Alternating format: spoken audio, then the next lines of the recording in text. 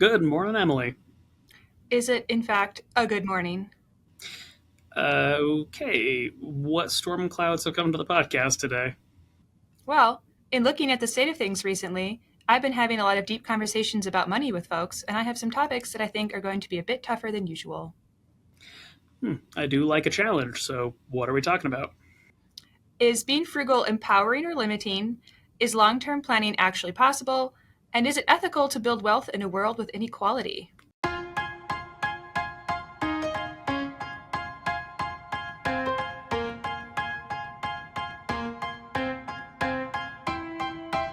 Welcome to the Science of Wealth, where we discuss the science behind financial planning and the art of learning and applying it.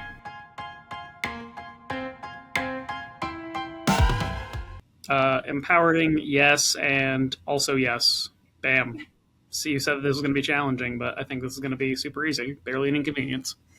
Yeah, not everything is black and white, Dad. Maybe for you. But, okay, we're talking about the frugal thing first. As you know, I have my weird money scripts. We've touched on those before in the podcast. On the one hand, I love to spend money on a trip with my sister, but on the other hand, I'm rinsing out and reusing my Ziploc bags at home. That's not necessary. You do pay me enough to just purchase new Ziploc bags, but I've got these old money scripts and ideas and just habits that I'm really stuck to. So I wanted to talk about that today because you always lovingly pick on me for that, and so does everyone else in my life. But, there's the example. You can drive 10 miles further to get gas that's 5 cents cheaper. You're not actually really winning anything there. And we see people do similar things with like, oh, I found another high yield savings and it's, 0.25% higher interest rate. So I moved all my money over to get more. And they're always doing these little things, driving farther for cheaper gas. So I want to hear your opinion on that more specifically. Is it really that bad to do that, even if it's not the best use of your time? I mean, it's not the end of the world. The best use of time is interesting as a framing there because there's a sort of background element here of like what is the value of your time, and that really just gets into opportunity cost. Really, what you've actually teed me up for here is a great discussion of my dissertation theory, which was economics of information. So you've walked into my trap.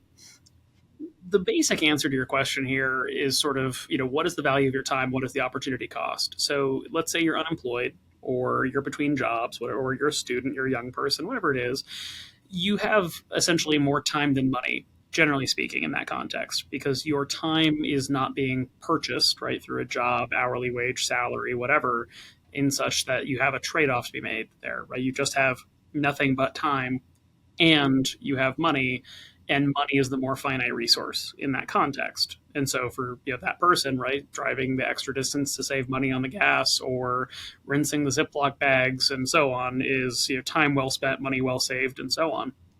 But as you move up on sort of the income spectrum, your time becomes more valuable, right? Like if I boil my time down like to the absolute second, every hour of my time is essentially worth like $158. Like that is the actual cost, money spent to provide me with my salary, my benefits, my the technology, all the stuff that my time is used on in a professional capacity.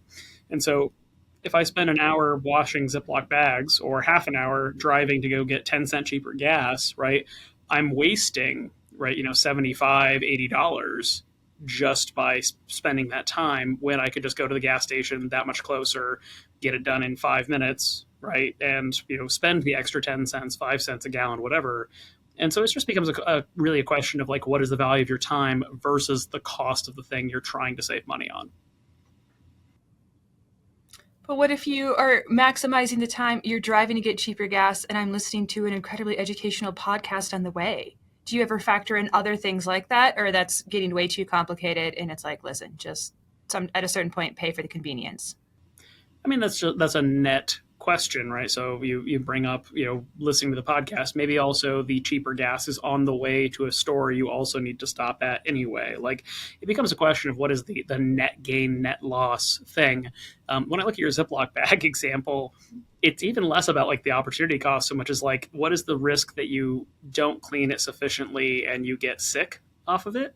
And then what is the cost of like getting sick or feeling unwell or whatever that is that could be caused by like an insufficiently cleaned bag? All of that to say there comes a point where you do start to have more money than time. right? If you are successful in your career or are fortunate in your life, such that then you are willing to exchange money for time, right? Somebody can clean my house, somebody can mow my lawn, somebody can wash my car, etc. And I'm willing to spend money for time because now I have more money than time. So there's an equilibrium between these. It's not to say that being frugal is a good thing or a bad thing. It's contextual. Being frugal makes a lot more sense when you don't have a lot of money or a lot of income to be offset because of that frugality. And in turn, frugality becomes limiting when your time is more valuable or more constrained. Hmm. All right. Well, how do you go about kind of changing your thinking then? Because we do meet with a lot of people who have been good savers their whole lives, and they're at that point where they're right around retirement, and it's super super hard for them to then transition from no longer saving money, but they are in fact spending out of their retirement accounts, which is the whole point of them. It's okay, but it's a very tough mindset switch for people. I think the easiest thing to do is not to really think about the money itself. It is to instead think about the income that the money provides. So I think like the sort of best psychology you could have around your retirement savings as a retiree or somebody going into retirement is not to think about the lump sum and how much money is in there, how much money you're making, how much money you're spending, losing, whatever. It's to just think about the money that comes to you every month or every other week or however you have it set up, and to go ahead and treat that as permission that should be spent in that month, in that week, etc. I think it becomes problematic when people either eyeball their retirement balance too frequently, or, and I think this is the more destructive version, where people piggy bank it. And sometimes it's unavoidable, like just like a big expense comes up, and you gotta just pull out extra money for that big expense. But I think a lot of people make the mistake of wanting to have kind of their maximum retirement income distribution occur from their accounts based on just like what's sustainable, and at the same time then don't save a single cent of it in the interim so that they never have any money left over for when something comes along. And there's some like innocent versions of this. Somebody is taking out $3,000 $4,000 a month, they're living on it, they're spending every dime they take, and then they want to take a vacation and they've not set any money aside in their cash flow to account for that. So then their vacation becomes an extra that was otherwise not really reserved. And when the budget and everything was set up in the planning phase, vacations were baked into it, but they have not thought about those one-off random ad hoc expenses as part of their monthly cash flow and expenditures.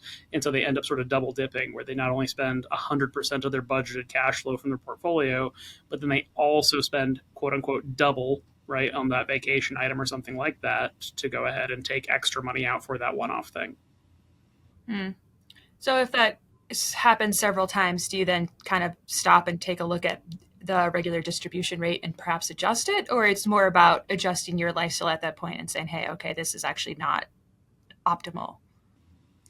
I mean, I think you have to kind of adjust to it as you can. Like, it's easy for me as a financial planner to just say, like, this is the best practice. Just do it and you'll be fine. It's sort of like a doctor saying, eat right and exercise. Like, if only it were so easy.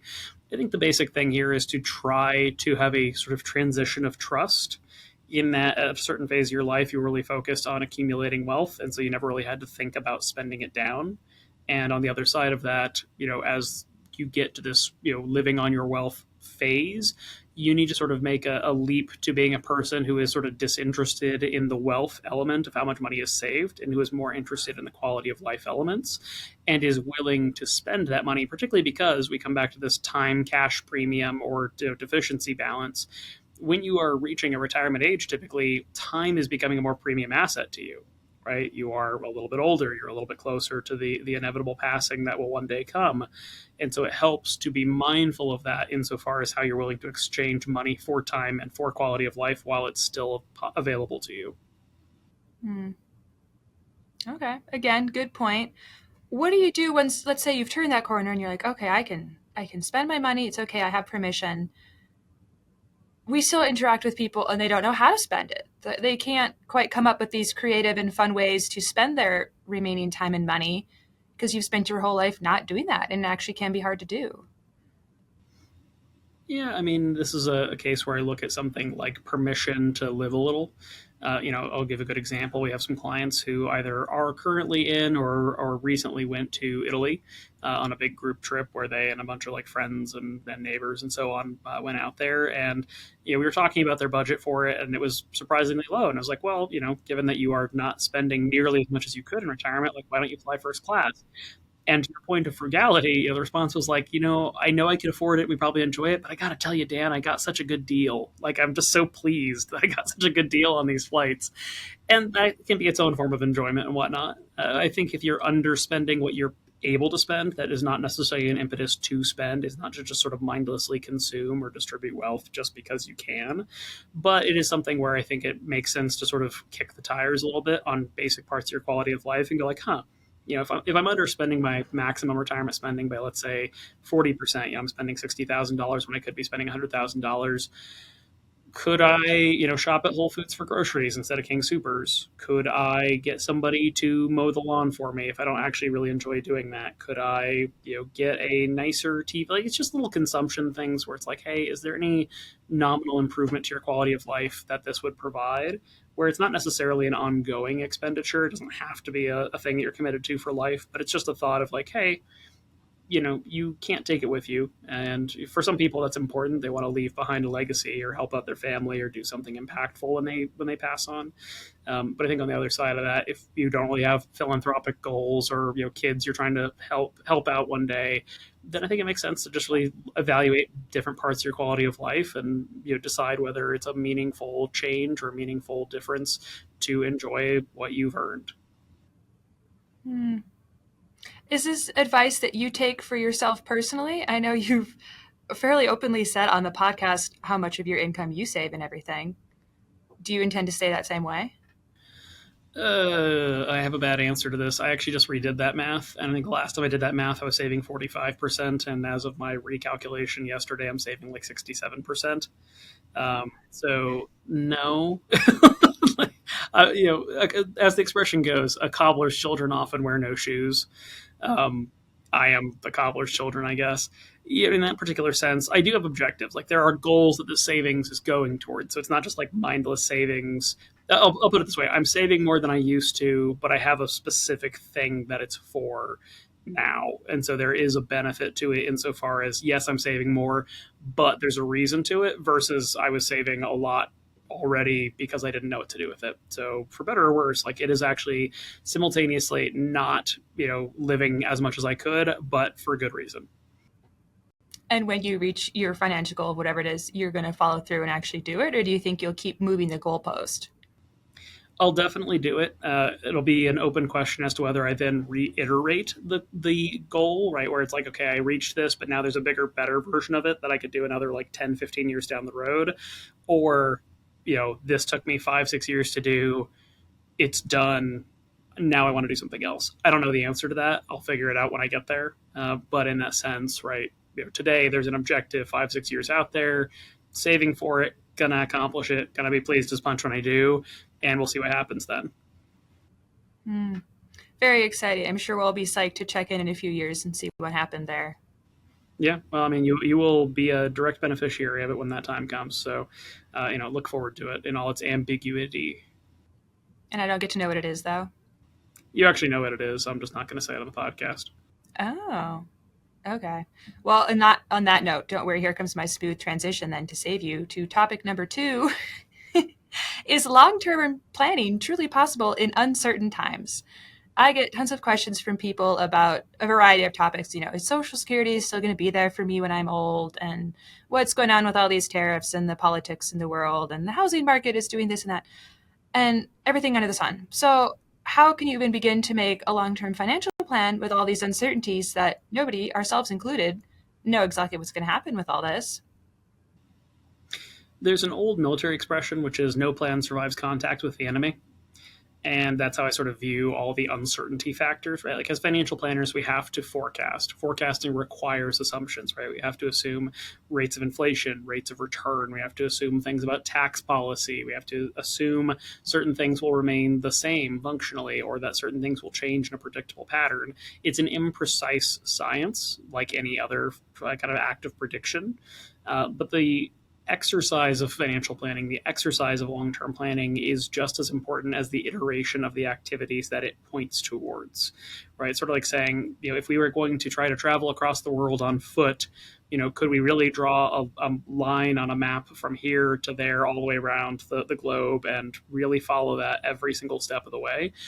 Probably not. right? We're going to draw a line across Europe, but then we're going to realize that you can't go into that country, or that you can't go down that particular road or on that particular trail, and it just becomes a question of adaptability. Have you not only built a plan that you're willing to follow and that is aimed towards the objective you're trying to reach, but also are you able to be flexible as circumstances inevitably prove to be distinctly different from what was originally expected? So that's kind of how we always tell people you got to look at your financial plan like a living, breathing document rather than a physical binder that we print out and follow for the rest of our lives.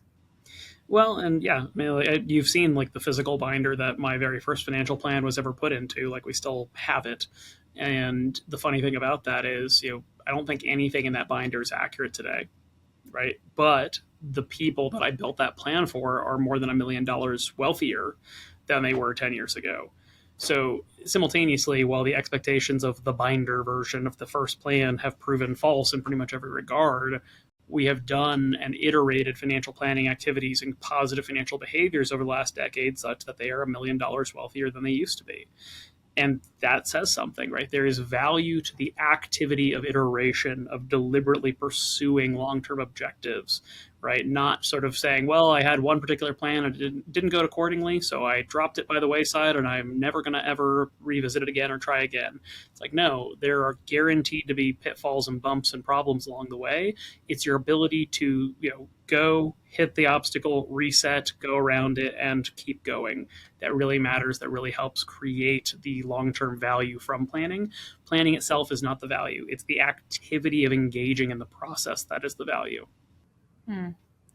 Okay, well, are there certain things then that you think it's really important for people to stay up to date on? Because, they can't control them anyway. And I know a lot of people who are just, I don't even want to read the news then, or I don't care. I'm not going to keep track of it. I can't control it anyway. So I'll just react when I need to.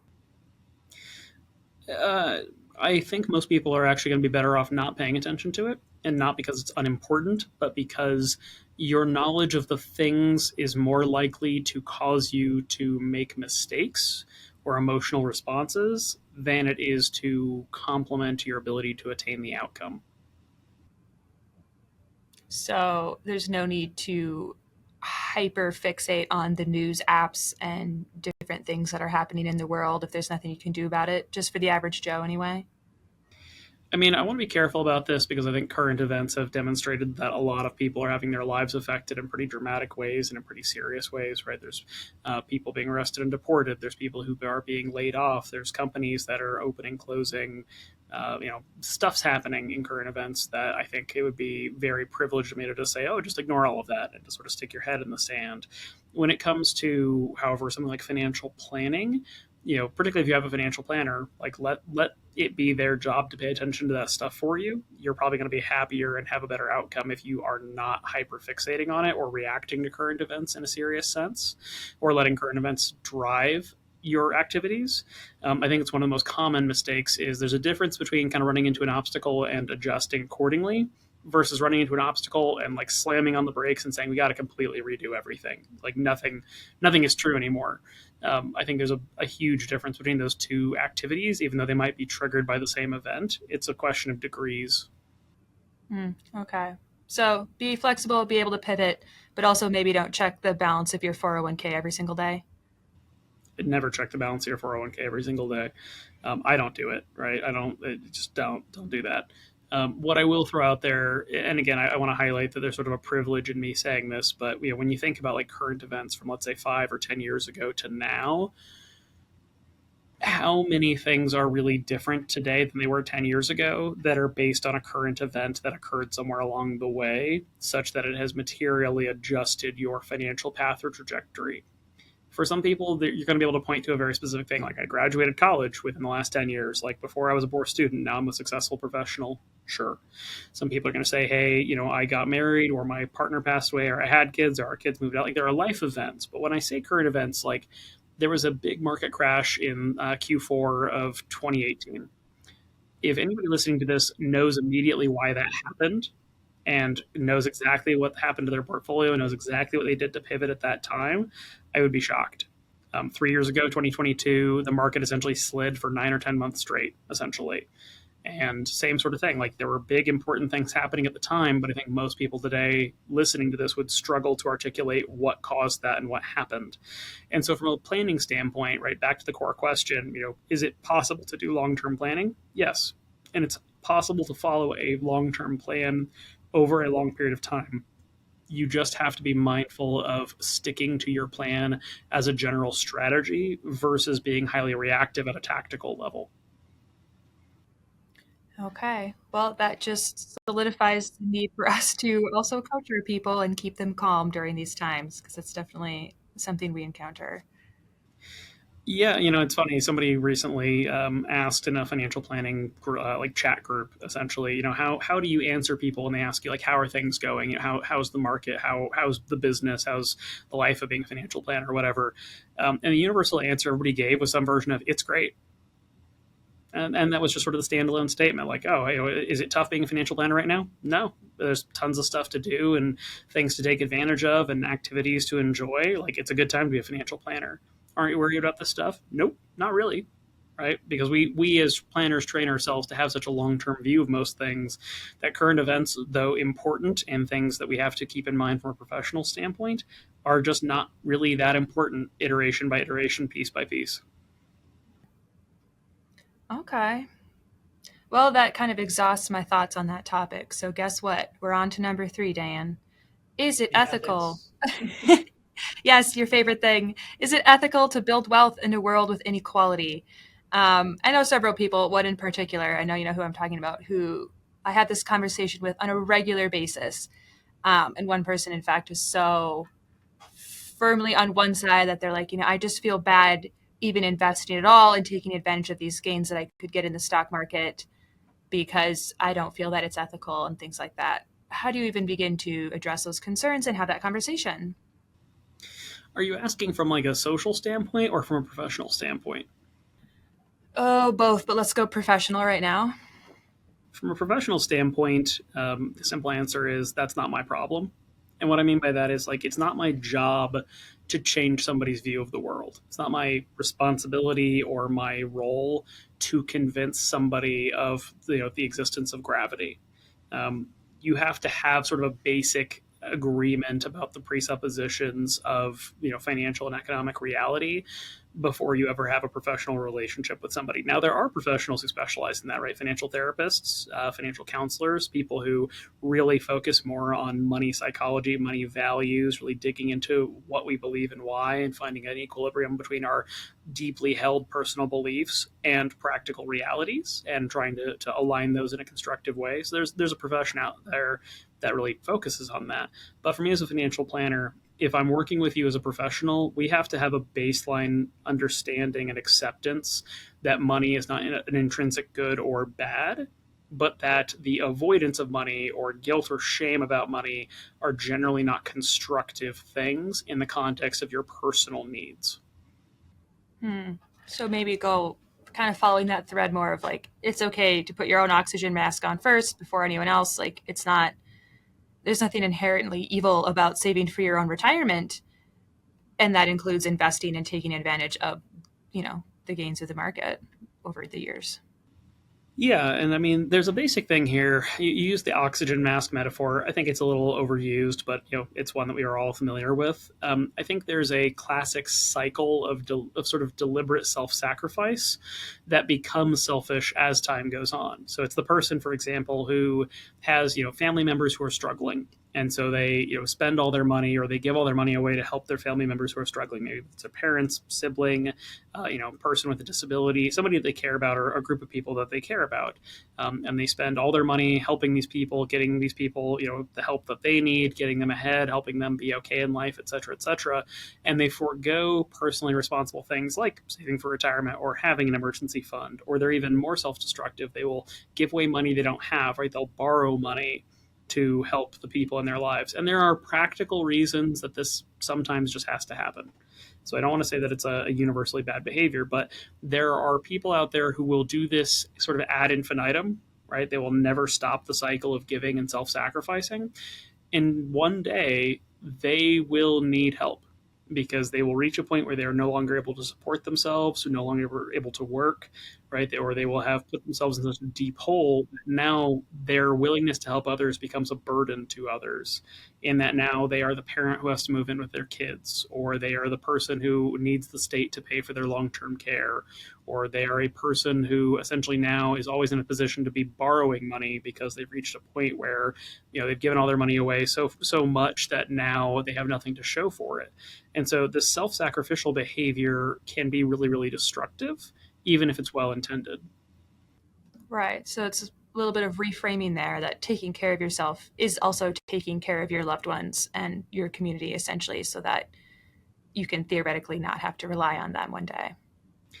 And I'm cautious about sort of implying that the inverse is the most important thing. Like there's the effective altruism thing that was a sort of in vogue for a minute there until the SBF sort of ruined it with the FTX scandal and whatnot.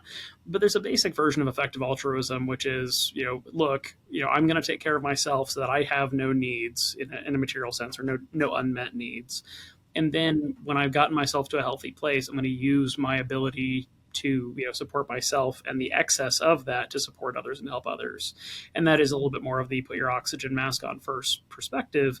But it also provides two things. One, though it delays your ability to immediately support others or help others or self-sacrifice for others, it means that you are not likely to become a burden to others later, where your net positive might be washed out by your net negatives. Instead, you are sort of doing the work to ensure that you never become a net negative, and then using the excess positivity of your wealth or your affluence or your means or your influence to make a difference. And I think that's a much more responsible approach to something like the subject of, is it ethical to build a wealth in a world with inequality? Hmm. Okay. And I mean, also, if you still have qualms like that, there are places that kind of specialize in more personalized investing and they're willing to kind of tailor your portfolios and stuff to what your personal ethical values are, right? Absolutely. So there's the whole theme of ESG or SRI investing. We've talked about this before, so I won't go too deep into it. But the basic idea here being that you're going to invest in a way that aligns with your beliefs or values. I'll give a very easy example here. If you are a foundation that funds research to try to cure lung cancer, you would probably be unhappy or feel ill at ease with the idea of investing in tobacco companies, right? Just basic setup here. Here's the thing we're trying to fix, and we're somehow taking money or profiting off the profits of companies that cause a lot of this problem. We don't want to be a part of that. That's fine.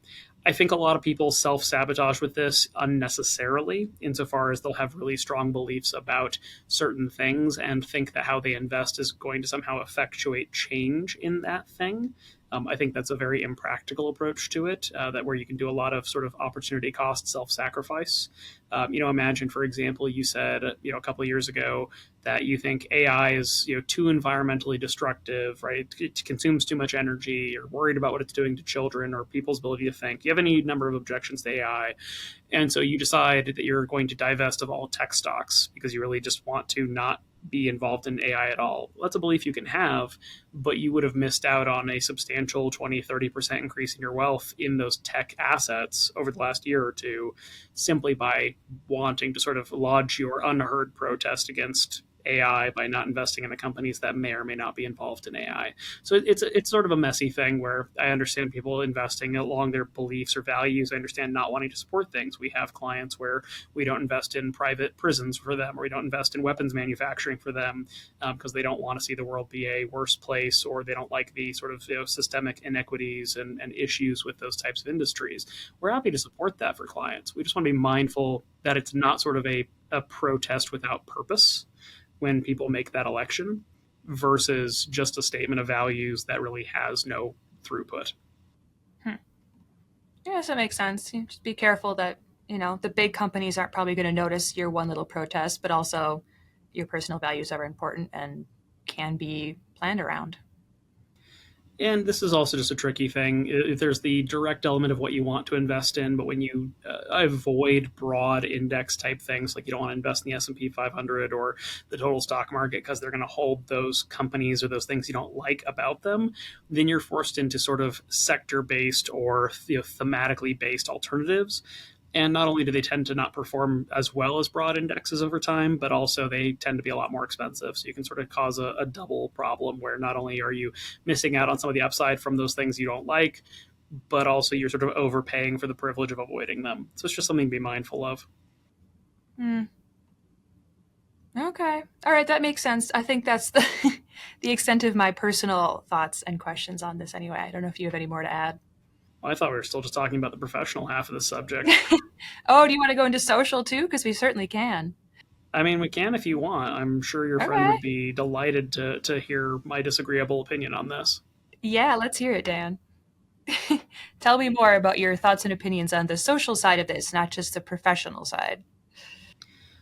I think too many people overemphasize problems that are beyond their ability to affect, and in so doing, are functionally feeding into the interests of those who do not share their beliefs or their kind of ideas. So there's a very realpolitik sort of take on this, but let's say you are a person who really believes that everybody should have equality, right? Somebody who really focuses on equality over merit, and we don't need to get into an argument about like what constitutes merit, but you're on the side of the argument that says like I believe in equality and good outcomes for everybody, and everybody deserves justice and food and shelter and everything that goes into it. Like you're a very humanist type of person. I think when you fail to play the game within the boundaries of the system that you occupy and the rules that sort of govern that system, you simply are conceding the game to parties that are not interested in your values or the outcomes you're looking for. Right. It's like when you say like I'm not going to save, I'm not going to invest, I'm not going to build wealth or gain influence because I think it's unfair that I could have more of that than others. I think there's somebody else who is willing to take advantage of the fact that you're not going to play the game, and they will get ahead and you will not, and then they will use the influence that getting ahead provides them to perpetuate this system that you disagree with, and you will have neither the influence or the resources to effectuate the outcome you're hoping to obtain. Okay, so it's would be similar to maybe choosing not to vote because you just don't like politics or the two candidates that are running or whatever. But in reality, you're just not voting, not participating, and not getting a say. Yep. I mean, that's a very basic analogy to it. But yeah, it's the basic thing here of like, look, you can disagree with the nature of the game. You can disagree with the rules, the laws, the systems that are in place. You can be anti-capitalist. You can be anti-democratic. You can have whatever beliefs you want in that sense. But I always like to go back to a question that was posed of the band Rage Against the Machine back in the '90s, where somebody said, you've got these double platinum records. You're making all this money selling records, but isn't that just feeding into the capitalistic system that all your music is opposed to? And the answer from the lead singer De La Rocco essentially was, the message will be conveyed along the channels and lines and means that are available in the system as it exists today, not the system as we would wish it to be. Right? Like it's not, we're not absolving ourselves of our responsibility for participating in a capitalist system, but we don't have an alternative. So we can either be heard through a capitalist system or we can be ignored by trying to somehow exist outside of it. So you can still be an anti-capitalist investor. Well, and I mean, here's the funny thing. I think, and this could get us into a very long conversation, so we don't need to go too deep. I think when most people say they're anti-capitalist, really what they are is anti-cronyist or anti-nepotistic. They are anti-autocratic. They are opposed to a inequitable system in which people with money leverage the money they have to continue to perpetuate their advantage, and they are opposed to because sort of the tacit corruption and problems that causes. But I think very few people are opposed to a system in which you create a good or provide a service and you are compensated for that, and then in return you use that compensation to purchase goods and services from others. There's a very simplistic version of capitalism, which is, and this goes to Adam Smith, I think it's Wealth of Nations, but essentially he says, the butcher does not butcher and the baker does not bake for your good, but to provide for their own, and in so doing provides you with a needed good. And I think that's something that's very easy to sort of miss the forest for the trees when it comes to problems in capitalism and say, I'm opposed to the fact that there's inequities caused by capitalism, but they're not really caused by capitalism. They're caused by people taking advantage of the system of capitalism to effectuate non-capitalist things like cronyism. Hmm. You've thought about this before. Yeah, just a little bit. These are also, by the way, like I am not like a deep philosopher on this subject. I've just done enough reading on the subject to understand the nature of the problem. And there's somebody who will listen to this and be like, well, I'm really actually quite a genuine Marxist. I don't really care what your rationalizations are for capitalism. We should have a moneyless, propertyless society in which everybody just shares universally and equally. And that's a belief you can have. And my only push pull to that would be, well, unfortunately, everybody who's tried it so far has done a really poor job of it. So I wish you luck in your pursuits, but history is not really on your side. Dan the history buff shows up again in the podcast. I have a literal degree in history. Like, I have read a lot of books. You certainly have. You are the king of reading books and coming in and telling us about them. Case in point, I read a terrible book this week, and the review is on the blog as of the listening of this last week. I'm sure that will send everyone that way. Your book reports are always interesting, to say the least, I think. I really wish I read more books that I thought were good by the time I was done with them, but that's a totally different conversation. Maybe you're reading the wrong type of books. Not to go down this rabbit trail too much, I don't think it's the type of book. I think it's that there's not a lot of original thought in the finance field right now, and we're starting to see a lot of regurgitation of the same things over and over. Ooh, that does make me want to read your book report. Have at it. It's 3,800 words. Oh. All right, I'll do that after this. Enjoy. Well, if you're done picking at the idea of ethical wealth building in a world of inequality, I think you know what time it is. What did Emily learn since the last time I was on the podcast? Terrific question to ask yourself, Emily. Please go on. It's not technical this time again, so get psyched. It's much more human focused. And that is it's a broad topic, so I'm not going to go too into it because I could talk about it for an hour. You know how I am. But I've recently put a little bit more effort, personally and professionally, into like truly connecting with people that I have a lot in common with and can learn a lot from, because I think it's really important to spend time with people that are very different from you. I'm big on that. And sometimes I go too far that way, and then I spend too much time doing that, and I forget about like the core people, personally and professionally, that I also need to nurture and spend time with. So I've been trying to recenter in that way, and I'm trying to be vague and not call out specific people in the podcast. But it's really, really important not to forget the core people and to keep nurturing relationships, because they will go away, even if they're, like a close friendship or close professional connection. You're like, oh, I don't need to spend time on that. They'll understand that I've been busy. Yes, they will, but they will also, pull away. But that's human nature. And so I've been refocusing my energy and reminding myself about that in my time. Not to torture a sort of parallel to this, right? But there's that observation that your kids don't really care, like, what kind of car you drive or what kind of house they grow up in, but they really care if you come to their baseball games. Like, there's sort of this value to being present, even when the time may not feel particularly well spent, because relationships are about personal connection, not about what the relationships otherwise create or bring to each other. Mm-hmm. Yeah, I tend to keep myself very, very busy. My calendar is always very full, and I almost have to time block and be like, and spend time with your close friends. Yeah, I think it's probably the best time we spend. Yeah. Yes, I had a very good weekend.